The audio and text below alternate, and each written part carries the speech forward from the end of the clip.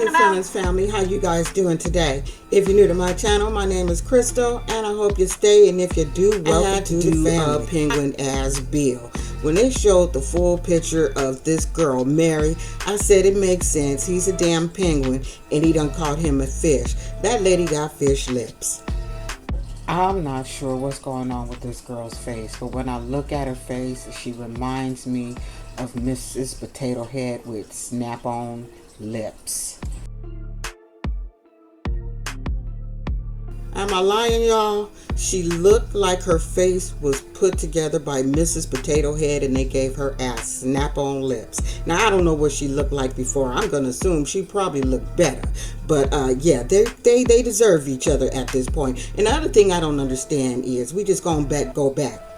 When he asked SHANA, can he bring Mary back here, that made no sense to me. I'm thinking, well, why you won't do that? Mary ain't got a job, and we all know two grown-ass women won't fit in each other's house. That's another woman's house. I wouldn't even want to live in another woman's house. And I wonder if Mary even knew that he even offered that shit or asked this lady that shit. Who gonna want to live with a whole nother woman?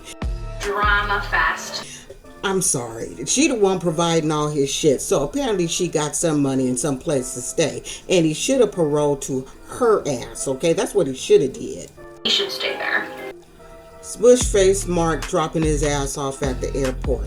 First of all, I think as a man, you shouldn't even be sitting there discussing with another man what he should be doing with his love life. That's none of their damn business. They treating him like he's some 14, 15-year-old kid that they have to give new rules to. That's what it feels like to me. Because Mr. Smushface Mark, he said something when I rewatched it. He said, yeah, when he first came along, it was fun watching him experience new things, and then he just became a complete pain in the ass. I'm pretty much sick of hanging out with Bill. I said, he is not a child. He is a grown-ass man that should have never been in your damn house. But we're going to get your ass together in a minute, Bob.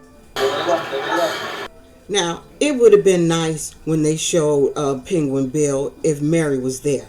Now, I don't know why they didn't put Mary on the show. Maybe they wouldn't pay her. Maybe they just said, I don't want to look at her face neither.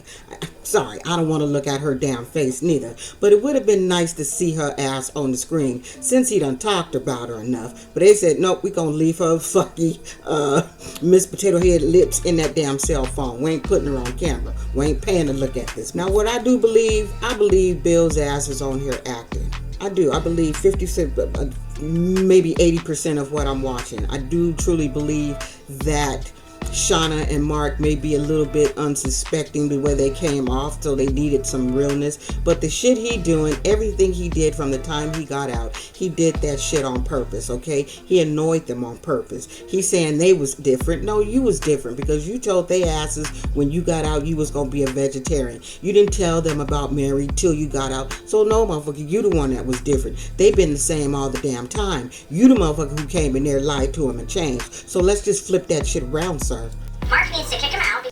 Now let's go back to the previous couple of weeks where he had that conversation with SHANA coming down to his room at 11 o'clock at night, dressed inappropriate. Yeah, I'm ready for that. The words that man used was inappropriate. The person who said negligee, if you go back and watch that shit, because I keep hearing people say other shit, because he didn't say that. She said negligee. He didn't say that. He said dress inappropriately. And when they had a little discussion with him, the producers, he was clear on what he meant by that as far as her wearing leggings and shit. He'd been in prison for 18 years. To him, that's provocative. We weren't doing that shit 18 years ago. Now, everyday people walk around with damn yoga pants on. Hell, I damn near got on some right now. So that is the thing. So to him, that was some provocative shit. Now, I do believe him. When that man left, Mark left, she'd be down at his room at 11 o'clock talking about get off the phone because she is jealous of Mary. Her whole demeanor and everything changed about her when he brought up Mary. The other thing, let's go back, since we gonna talk shit, let's go back to the shopping. What woman, I'm sorry, if I'm buying some shit for a man that's not my husband, cologne wouldn't be part of the deal. That ain't your damn man. So why are you buying him cologne? And again, why were you even alone with him shopping? That should have been something Mark should have did, or you motherfuckers should have did together. So yes, I wholeheartedly believe that this motherfucker got crushed on Bill. I feel disrespected. Okay, who you married for 7 years, you getting a little tiff with your husband, then you gonna write letters and shit, get a pen pal to a whole grown ass man, when you got back with your husband, you supposed to cut that shit off, and she didn't. So I'm sorry, I think Penguin Bill is a lying piece of shit, but I also believe there's some truth in what she's saying based on how what she did was writing this grown man and allowing him to come move into their house as a grown man. That shit don't sit well with me, and it don't make any damn sense. So yes, she could say what she wants to. Like I said, I grew up in a Christian church, and there's a lot of little horny ass Christian women with no makeup, wearing long dresses. Those were the ones that was fucking up at my church. Okay, I'm just saying. That's where his main concern needs to be. Now here's the problem I have with Mark bitch ass. Now their little friend came over, and now they letting her know they don't want his ass back in the house. Okay, SHANA is expressing to her husband, I'm feeling uncomfortable. I don't want him in my damn house. He's accusing me of coming on to him. Like, that's not what he said. She said he got video. I don't remember hearing that. If he did, he would have showed the damn video. But if your wife is telling you she's feeling uncomfortable, then there's no need to go praying to God. Even God don't want you to come. As a married man, you're supposed to protect your damn wife. Lord, you know what the answer is. If a man is telling you, if your woman is telling you this man is accusing her of coming onto her, why would you even consider what the fuck would happen to him if you didn't let him come back? Who would care? I wouldn't give a shit. He's only annoyed the shit out of you the whole damn time. You done spent over $2,200 on this motherfucker, okay? You said he ain't paid you back shit, but he did pay you back for that damn toilet paper. So again, I say, why? You don't need to go to God for that, sir. Get off your knees, stop praying, and turn into a man. Unsmush your face. But SHANA, that's your fault. You the one brought this motherfucker in your house. Okay, grown ass man, you brought him in your house. That didn't need to happen. So like I said, I wouldn't even give a shit if he was going to be homeless or not. But I've been through that where one of my kids was kept fucking up. I said, you know what? Ain't going to keep having probation come to my house for your ass. I'm calling your PO, and I'm letting him know to take my address off your paperwork. Did that. What happened was, he's like, well, you know, he's going to have to come in here every week. I'm like, I don't give a shit as long as he get there. Apparently he get to get everywhere else every week. So yeah, take my address off his paperwork and stop coming to my house. Shit is a done deal. Okay, shit was a done deal. So all it is one phone call. So they're not gonna send him back to jail. They just gonna send his ass back to New York. So I wonder if Mary's ass gonna go back. Now what I like to see tonight is, because he got to go back, because that's where he's paroled to. So he got to go back. I'd like to see him come back with Mary. We watch this shit for the drama, so I'm here for the drama. I want him to come back with Mary. Maybe that's why they have showed Mary, but I need him to come back with Mary to just really stir the pot. He's been stirring it thus far, and I think it would make for really funny, good TV, because that's what. Let's just jump into Thursday night's episode.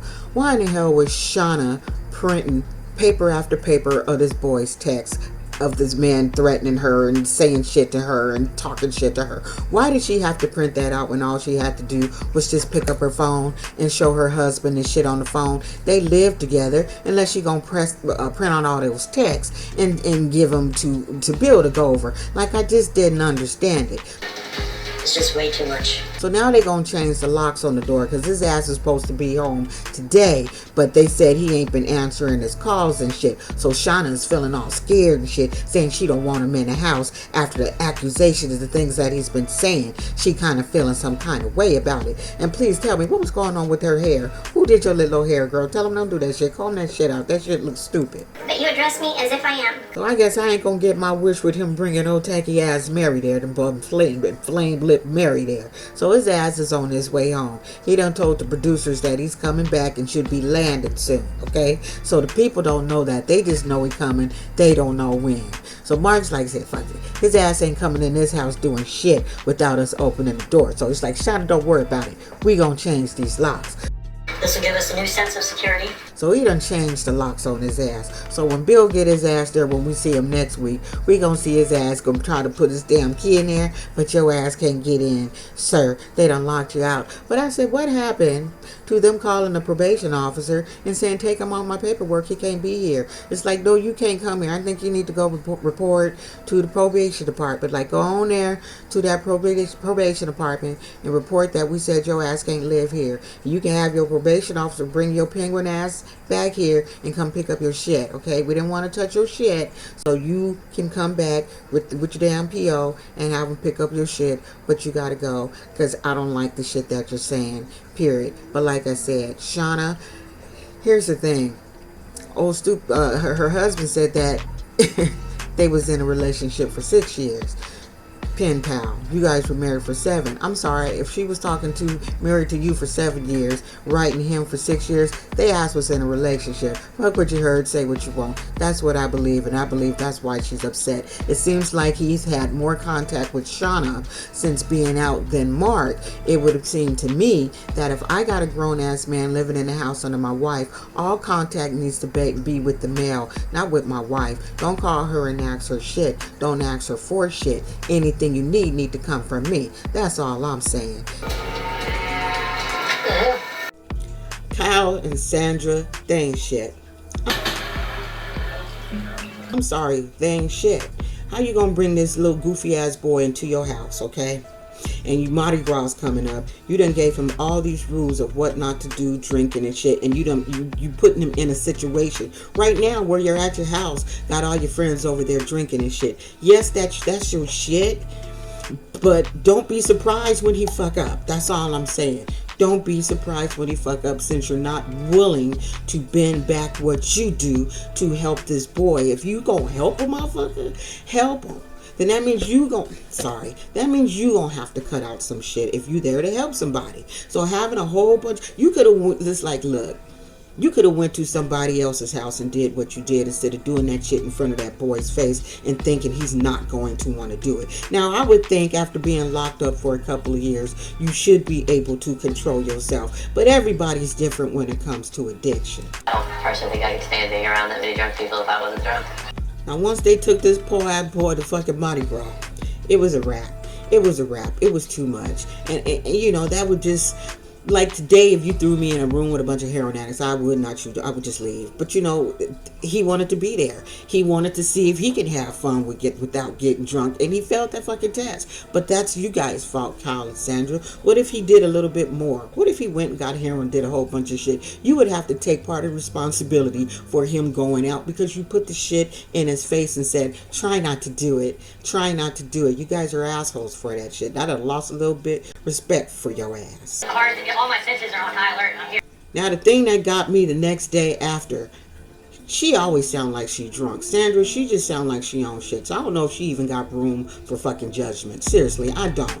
But then when he got out, he let them know, hey, I had a couple of drinks. I didn't make it. Had a couple of fireballs or some shit that he had.